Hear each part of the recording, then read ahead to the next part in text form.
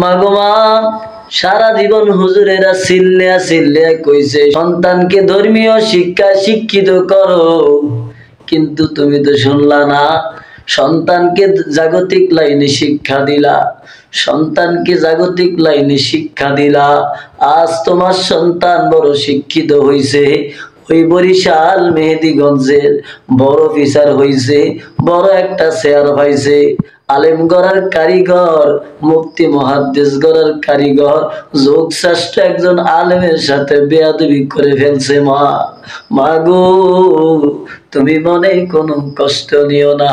তোমার সন্তানকে কেন তুমি ধর্মীয় লাইনে শিক্ষায় শিক্ষিত করলা না? মা, মনে কষ্ট নিও না।